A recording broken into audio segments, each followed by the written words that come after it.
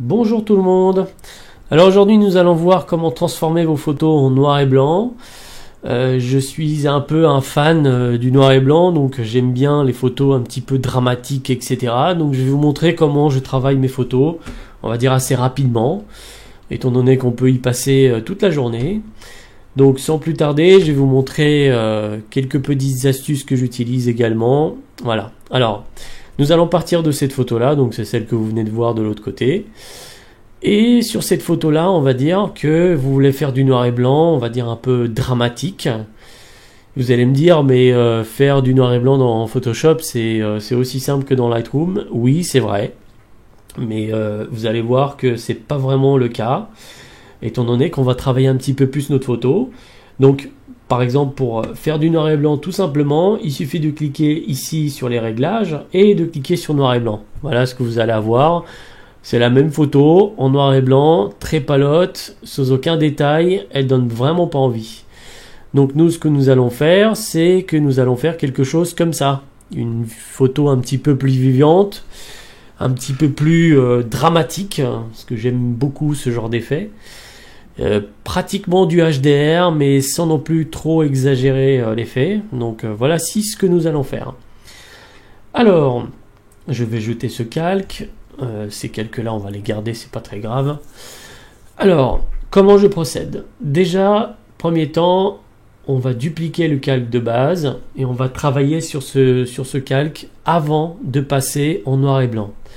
On va révéler un petit peu les détails et un peu unifier la photo. Alors comment on va faire ça? C'est très simple. On va faire un clic droit ici. On va convertir la photo en objet dynamique. Et cette photo-là, on va la passer dans la moulinette de Camera Raw. Alors pourquoi la passer en objet dynamique? Eh bien tout simplement pour pouvoir revenir sur nos réglages dans Camera Raw si jamais vous voulez corriger des petites choses. Alors hop, je vais dans Filtre Camera Raw. Voilà, donc voici mon visuel. On va faire comme dans Lightroom, exactement la même chose. Donc je vais assombrir un petit peu mes blancs, éclaircir un petit peu mes ombres pour avoir une photo un petit peu plus unie. Voilà. On va baisser un peu les blancs ici. Voilà. Toc. Augmenter les noirs. Un poil. On va augmenter un petit peu la clarté pour récupérer du détail. Voilà. Et un poil de contraste. Voilà. Déjà, la photo est un petit peu plus unie, on va dire. On a récupéré peut-être même un petit peu le ciel. Mais on va quand même pousser le bouchon un peu plus loin. Et on va éclaircir un petit peu ces petits traits blancs qui ont été faits par des avions, j'imagine. Voilà. Donc, on va récupérer un petit peu de détails, etc.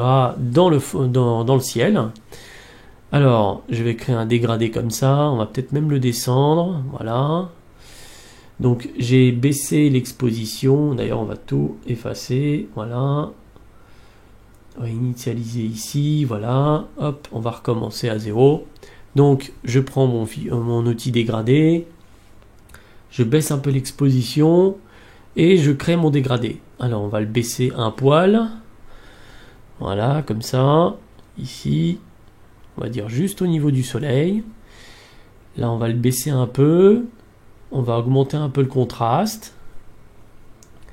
On va augmenter un peu les blancs et baisser un peu les foncés. Comme ça, on récupère un peu de matière.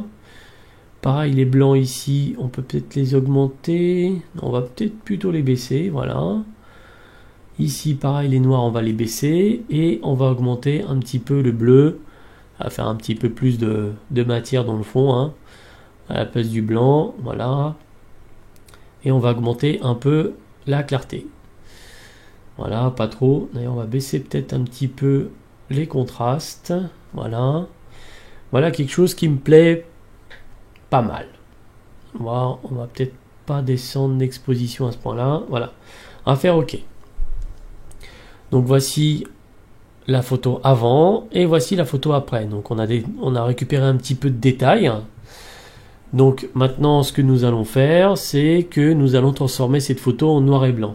Alors hop, on va ici comme tout à l'heure, noir et blanc.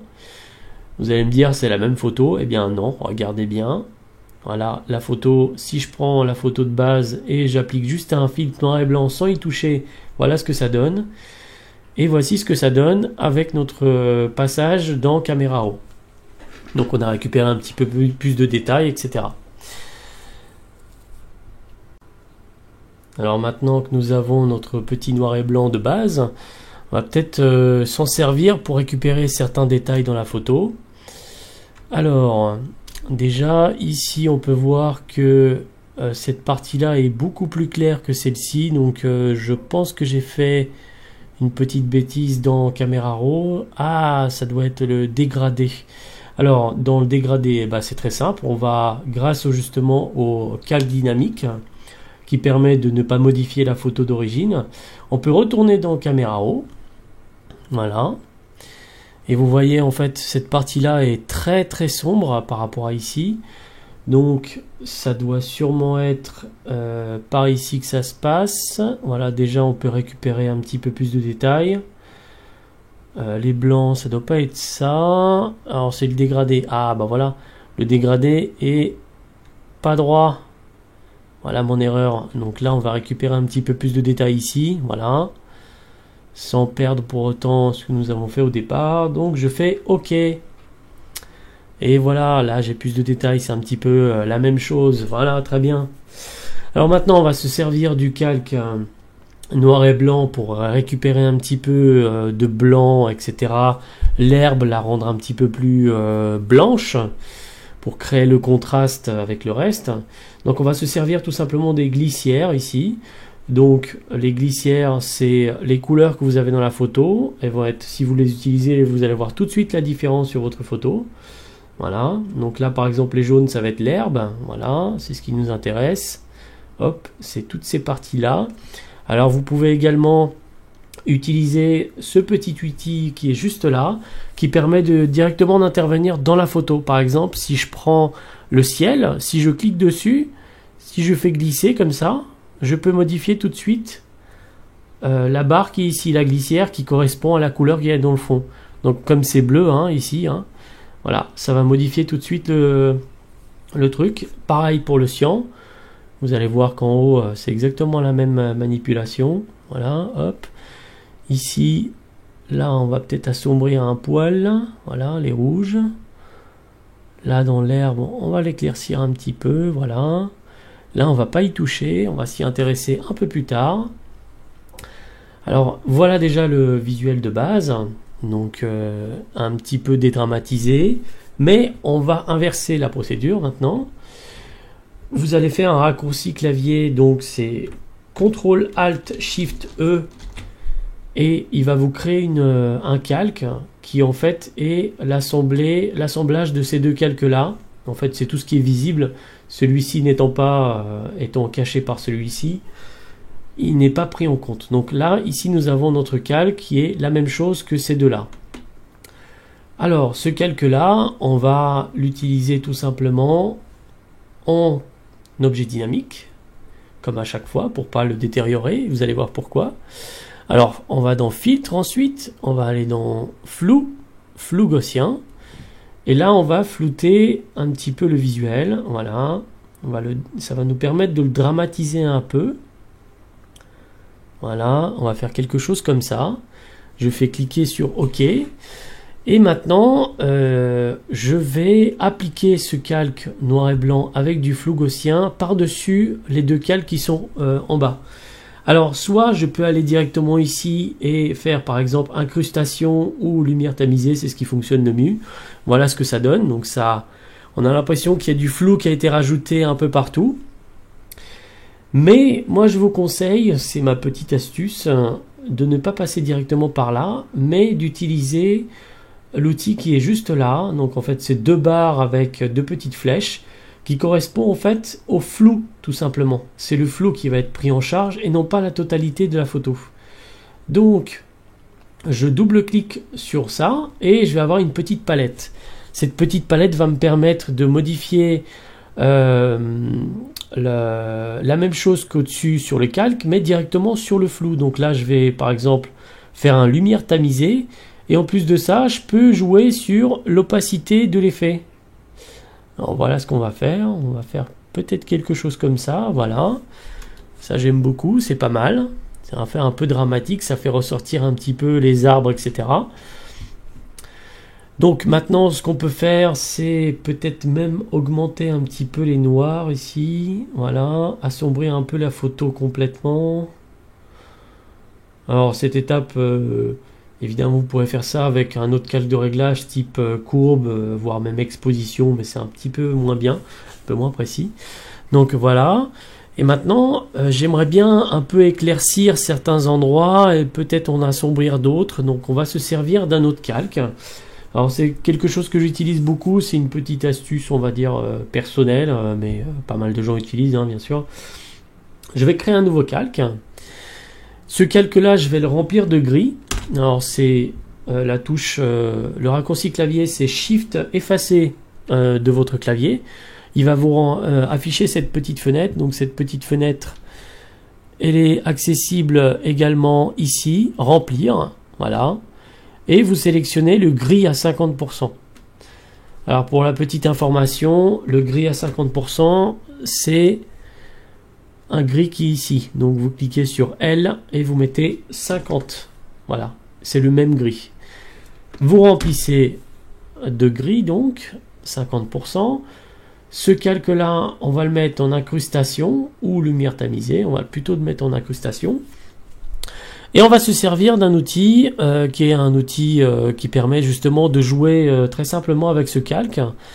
Donc l'outil densité moins et densité plus, évidemment ça fonctionne sur les photos de base, mais pas en objet dynamique.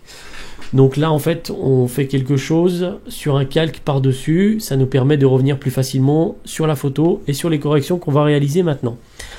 Alors l'outil densité moins, on va s'en servir pour éclaircir certaines parties de la photo. Donc je sélectionne l'outil densité moins ici. Nous voulons éclaircir les tons clairs. Et ici, je vous conseille de ne pas dépasser, on va dire 20-25, étant donné qu'après, l'effet va être vraiment très très fort. Moi, j'utilise une tablette, donc c'est encore un petit peu accentué, mais vous pouvez même descendre en dessous de 10. Vous allez voir que même à 10, c'est très très puissant. Alors maintenant, on va passer directement sur les zones qui nous intéressent, que nous voulons tout simplement éclaircir un petit peu, voilà. Donc ces zones-là, même ici l'eau, on va peut-être l'éclaircir un petit peu. Là pareil, toute la zone derrière, là, les arbres, on va les éclaircir un petit peu. Là pareil derrière, hop, un peu les arbres. Récupérer un peu de lumière là-dedans.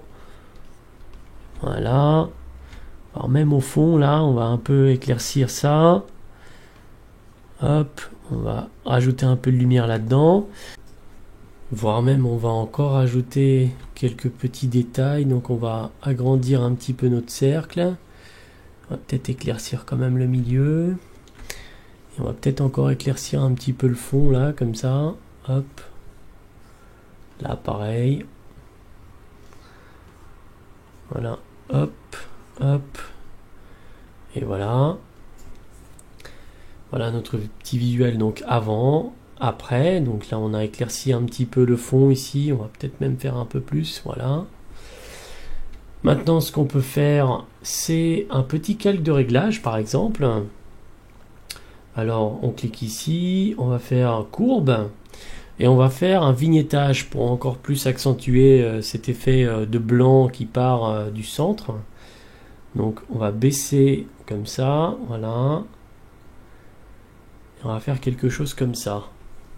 Mais j'aimerais bien que l'effet que je viens de créer ne soit pas appliqué ici. Alors on va tout simplement sélectionner le masque qui est ici.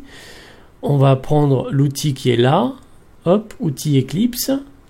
J'appuie sur la touche Alt de mon clavier. J'appuie au milieu. Ça me permet de créer un ovale qui part du centre directement. Donc voilà. On va dire quelque chose comme ça. Là, je le remplis avec la touche CTRL, hop. Donc ça remplit de noir mon cercle ici. Donc comme ça, en fait, la partie noire n'est pas prise en compte.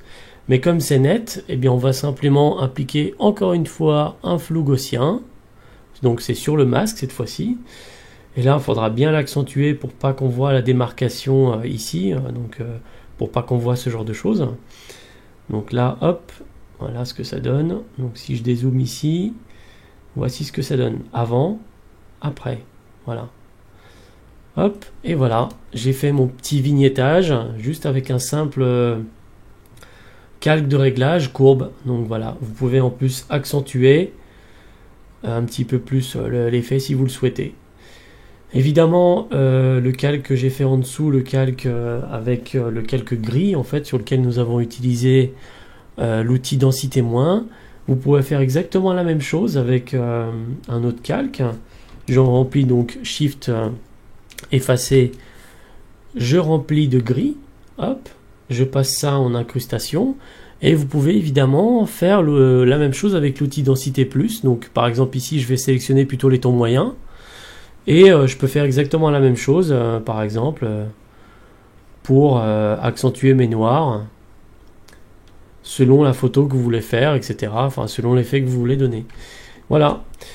Moi, ça me convient très bien, donc ça me paraît bien. C'est une photo bien dramatique et quand même assez belle. Voilà.